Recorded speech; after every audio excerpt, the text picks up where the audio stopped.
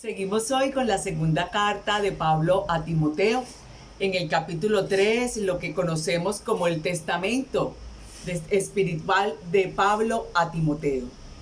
Y hoy puntualmente Pablo va a enfatizar a Timoteo lo importante que es conocer la doctrina de las Escrituras.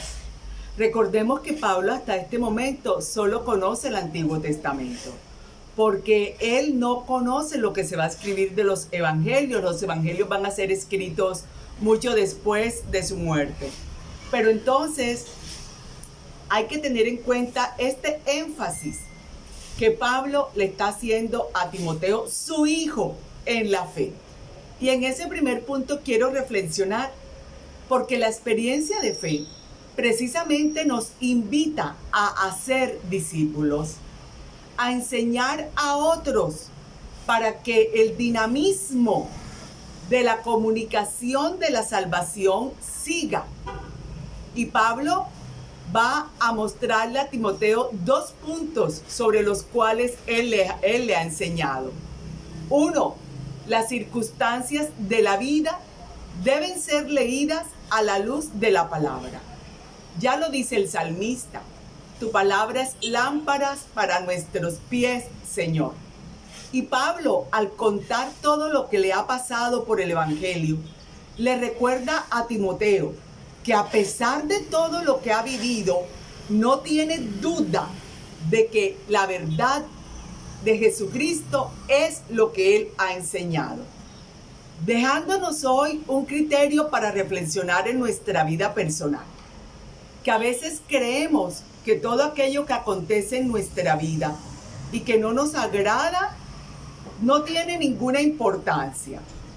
Y Pablo le va a decir a Timoteo que en medio de esas circunstancias, lo que le dio fortaleza, lo que lo animó, lo que lo enseñó, era esa doctrina, esa palabra que él no solamente enseñaba, sino que vivía. Y esto es importante porque a veces nosotros hacemos lo contrario.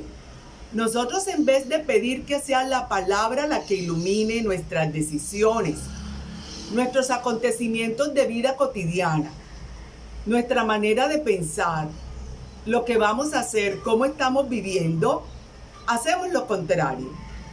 Queremos es que el suceso de la vida sea el que ilumine la palabra.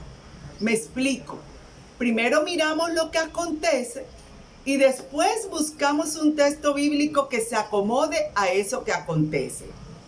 Cuando lo primero que tenemos que hacer es conocer la historia de salvación, que es nuestra propia historia, y entonces sabremos distinguir en ella todo lo que en nuestra vida acontece. Eso es lo que le está diciendo Pablo hoy a Timoteo. Pero también le está diciendo que herejías han habido siempre, desde antes y después de Jesús. Ha habido falsas doctrinas, ha habido falsas enseñanzas. Y por eso el que conoce la verdad tiene la responsabilidad de enseñar. Y le advierte que va a sufrir persecuciones por eso, que va a sufrir prueba por eso.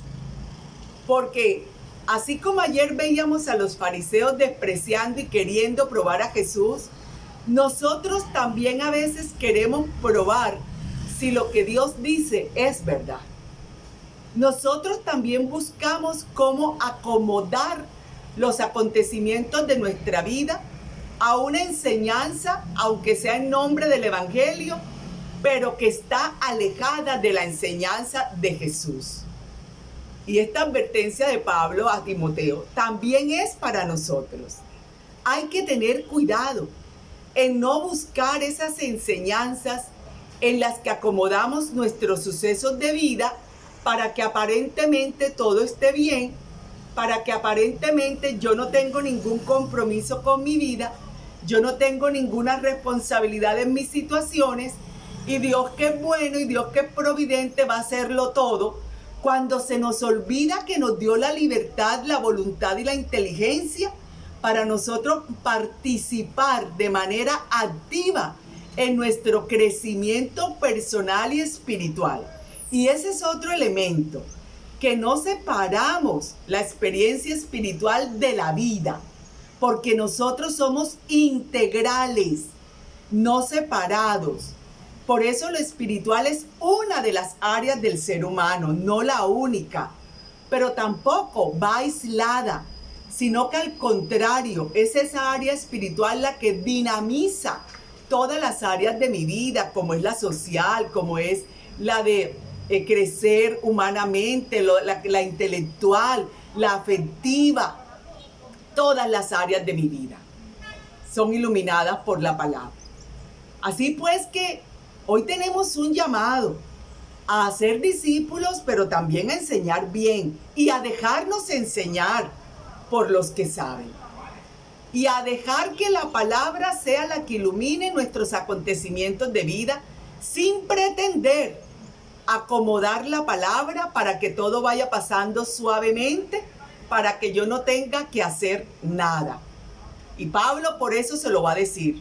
La palabra es buena para enseñar, para arguir, para discernir, para corregir. Y refrendo lo que acabo de decir, no solo en lo espiritual, sino en la vida, porque la palabra es la fuente de toda la moral.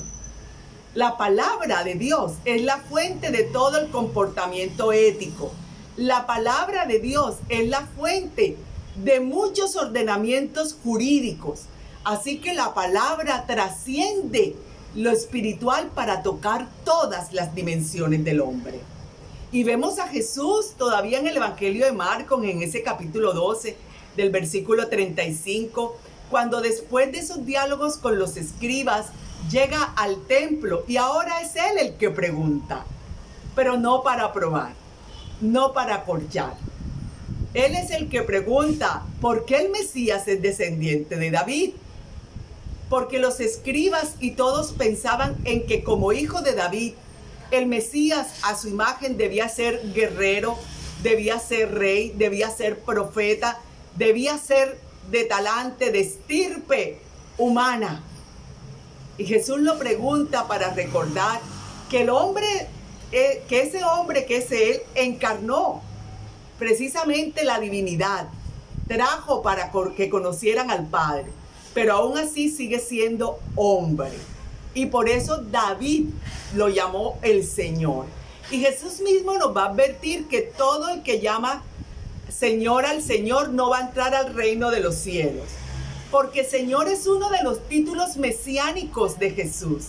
¿Qué quiere decir eso? Él es el dueño de nuestra vida. A Él le reconocemos todo poder y honor en nuestra vida. Es decir, dejamos que siembre en nuestra vida el reino. Sus criterios, su manera de tomar decisiones, que es en la oración, la manera de pensar, la manera de vivir que Él ha enseñado. Por eso, cuando le dijeron Señor, le estaban reconociendo que Él era el Mesías. Cuando le dijeron Hijo de David, le estaban reconociendo que Él era el Mesías. Es decir, estaban dispuestos a acoplarse a su mensaje, a su enseñanza. Así que cuando decimos Jesús es el Señor, que además fue la primera alabanza de las primeras comunidades, estamos reconociendo que Él no solo es el Hijo de Dios, sino que también fue hombre y vivió entre nosotros. Y manifestó su señorío y envió el mensaje que el Padre le dio para que nosotros no solo reconociéramos a Él como el Hijo de Dios, no solo como el Hijo de la estirpe de David, sino como el enviado de Dios, y descubriéramos en su enseñanza, en sus signos, su milagro, su doctrina, como dice Pablo, nuestra salvación, nuestra historia de salvación.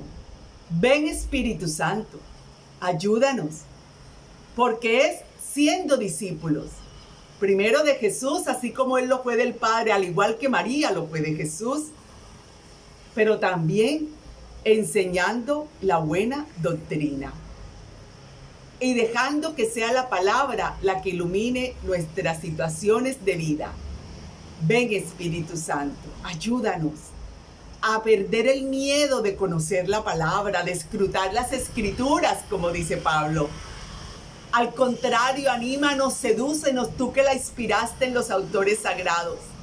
Enamóranos de ella y haznos arder el corazón como a los del caminantes de Maús, por buscarla con anhelo, con sed, sabiendo que ella es lámpara a nuestros pies y solo al amparo de ella tendremos una vida iluminada según la voluntad de Dios, pero también la felicidad y la certeza de saber que nos lleva por el camino de la salvación. Ven, Espíritu Santo, porque eso fue lo que hiciste con María. Le revelaste la palabra de tal manera que todo para ella fue guiado por la palabra. Y por eso con docilidad pudo decir: hágase en mí tu voluntad, he aquí a tu esclava. Ayúdanos, Espíritu Santo, ayúdanos. Ven, Espíritu de Dios.